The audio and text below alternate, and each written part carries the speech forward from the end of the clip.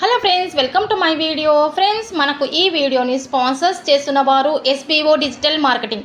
వీరు అందరికీ part time జాబ్ని ఇస్తూ ఉన్నారు. డైలీ 200కు పైగా సంపాదించుకునే అవకాశం, అది కూడా మన యొక్క ఫ్రీ టైంలో. ఇకపోతే వర్క్ ఓన్లీ. మన యొక్క సోషల్ మీడియాలో కంటెంట్ను షేర్ చేయడం మరియు பப்ளிஷ் చేయడం ద్వారా మనం ఇన్కమ్ని సంపాదించుకోవచ్చు. ஸ்கிப் பண்ணாதீங்க, பெரிய தப்பு. தினம் 300 ரூபாய் சம்பாதிக்க அரிய வாய்ப்பு. இன்ஸ்டாகிராம், ஃபேஸ்புக் பயன்படுத்த தெரிந்தால் போதும். Content post and content publishing மூலமா தினம் 300 ரூபாய் சம்பாதிக்கலாம். இந்த வேலை செய்ய 5 நிமிடம் போதும். Work training support, group communication support, all language customer live chat support, முக்கியமா சொந்தமா ஒரு பிசினஸ் ஸ்டார்ட் பண்ற அளவுக்கு உங்களால கற்றுக்கொள்ளவும் முடியும், சம்பாதிக்கவும் முடியும். இந்த வேலை வாய்ப்பு வழங்குவது 5 வருடத்திற்கு மேல ரன் ஆகிட்டு இருக்க நம்ம தமிழ்நாட்டு company school of business organisation private limited. மேலும் விவரங்களுக்கு டிஸ்கிரிப்ஷன்ல கொடுத்திருக்க நம்பருக்கு வாட்ஸ்அப் பண்ணுங்க. మనము కార్తీక పురాణములోని అధ్యాయములను పఠించడానికి ముందుగా మనము శ్రీ శివస్తోత్రము, శ్రీ విష్ణు స్తోత్రము ఒక్కసారి పఠించి ఆ తరువాత మనం అధ్యాయంలోనికి వెళదాం. శ్రీ శివస్తోత్రము.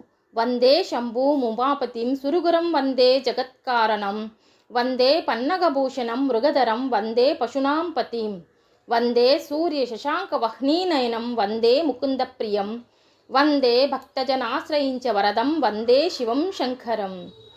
శ్రీ విష్ణు స్తోత్రం. శాంతాకారం భుజగశయనం పద్మనాభం సురేశం విశ్వాకారం గగనసదృశం మేఘవర్ణం శుభాంగం లక్ష్మీకాంతం కమలనయనం యోగి హృద్యానగమ్యం వందే విష్ణుం భవభయహరం సర్వలోకైకనాథం. కార్తీక పురాణము 16వ అధ్యాయము స్తంభదీప ప్రశంస.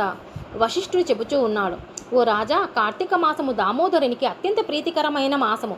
ఆ మాసమందు స్నాన దాన వ్రతాదులను చేయుట, సాలగ్రామ దానము చేయుట చాలా ముఖ్యం.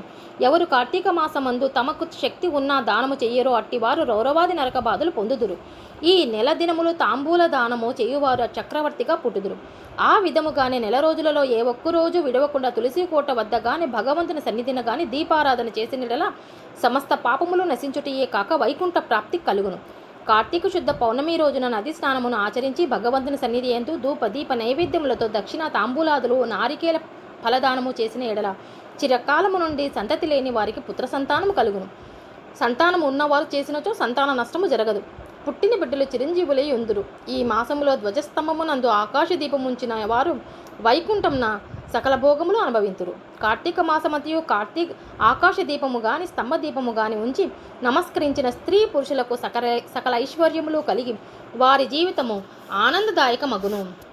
ఆకాశ దీపం పెట్టువారు శాలిధాన్యమును గాని నువ్వులు గాని ప్రమిద అడుగున పోసి దీపముంచవలయును.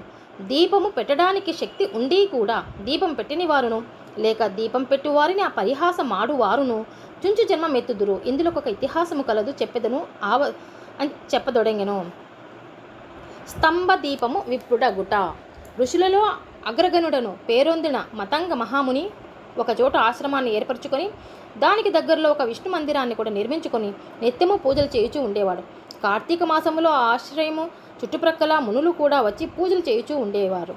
వారు ప్రతిదినము ఆలయ ద్వారాలపై దీపమును వెలిగించి కడు భక్తితో శ్రీహరిని పూజించి వెలిచుండేవారు. ఒకనాడు ఆ మునులతో ఒక వృద్ధుడు తక్కిన మునులను చూచి, ఓ సిద్ధులారా, కార్తీక మాసములో హరిహరాదులు ప్రీతి కొరకు స్తంభ దీపమును ఉంచినచో వైకుంఠ ప్రాప్తి కలుగుతుందని మనకందరకు తెలిసిన విషయమే కదా. రేపు కార్తీక శుద్ధ పౌర్ణమి. హరిహరాదులు ప్రీతి కొరకు ఈ ఆలయానికి ఎదురుగా ఒక స్తంభమును పాతి దానిపై దీపం పెట్టుదాము అని. కావున మనమందరము అడవికెళ్ళి నిడిపాటి స్తంభమును తోడుకుని వత్తము రండు అని పలుకగా అందరూ పరమానంద భరితులై అడవికి వెళ్ళి చిలువలు పలువలు లేని ఒక చెట్టును మొదలంటా నరికి దానిని తీసుకుని వచ్చి ఆలయంలో స్వామికి ఎదురుగా పాతిరి. దానిపై శాలిధాన్యమును ఉంచి ఆవు నేతితో నింపిన పాత్రను దానిపై పెట్టి అందు వత్తివేసి దీపము వెలిగించిరి. పిమ్మట వారందరూ కూర్చుండి పురాణ పఠనము చేయుచూ ఉండగా పెలపెలమంటూ శబ్దమును వినిపించి అటు చూడగా వారు పాతిన స్తంభము ముక్కలేపడి దీపము ఆరిపోయి చెల్లా చెదురై పడి ఉండెను. ఆ దృశ్యము చూసి వారందరూ ఆశ్చర్యముతో నిలబడి ఉండిరి. అంతలో ఆ స్తంభము నుండి ఒక పురుషుడు బయటకు వచ్చెను.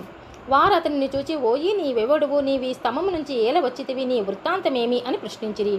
అంత ఆ పురుషుడు వారందరకు నమస్కరించి, పుణ్యాత్ములారా, నేను క్రిందటి జన్మమందు బ్రాహ్మణుడను, ఒక జమీందారుడను. నా పేరు ధనలోపుడు. నాకు చాలా ఐశ్వర్యం ఉండుటచే మదాంధుడనే న్యాయ విచక్షణలు లేక ప్రవర్తించి తిని దుర్బుద్ధులు అడుటచే వేదములు చదవక శ్రీహరిని పూజింపక దాన ధర్మాలు చెయ్యక మెలిగి తిని నేను నా పరివారముతో కూర్చుని ఉన్న సమయమున విప్రుడైనా వచ్చి నన్ను ఆశ్రయించినను అతనిచే నా కాళ్ళు కడిగించి ఆ నీళ్లు నెత్తిమీద వేసుకోమని చెప్పి నానా దుర్భాషలాడి పంపుచూ ఉండేవాడను. నేను ఉన్నతాసనంపై కూర్చుండి అతిథులను నేలపై కూర్చుండబెట్టి ఉండేవాడను. స్త్రీలను పసిపిల్లను హీనముగా చూచుచుండేవాడను. అందరూ నా చేష్టలను భయపడువారే కానీ నన్నెవరూ మందలింపలేకపోయేది. నేను చేయి పాపకార్యములను హద్దు లేకపోయేది. దాన ధర్మాలెట్టివో నాకు తెలియవు. ఇంత దుర్మార్గుడనే పాపినే అవసాన దశలో చనిపోయి ఘోర నరకమును అనుభవించి 1,00,000 జన్మలయందు కుక్కనే, 10,000 జన్మలు కాకినే, 5,000 జన్మలు తొండనే, 5,000 జన్మలు పెడప్పురునే, తరువాత వృక్షజన్మమెత్తి కీకారణ్యమందుండి కూడా నేను చేసిన పాపములు పోగొట్టుకొనలేకపోతిని.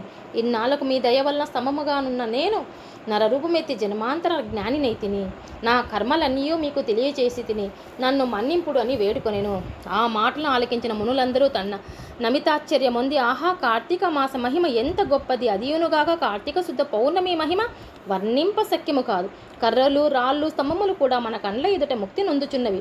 వీటన్నింటికన్నా కార్తీక శుద్ధ పౌర్ణమి ఆకాశదీపం ఉంచిన మనుజునకు వైకుంఠ ప్రాప్తి తప్పక సిద్ధించును. అందువల్లనే ఈ స్తంభమునకు ముక్తి కలిగినదని మునులు అనుకొనుచుండగా ఆ పురుషుడు ఆ మాటలు ఆలకించి మునిపుంగవులారా, నాకు ముక్తి కలుగు మార్గం ఏదైనా కలదా?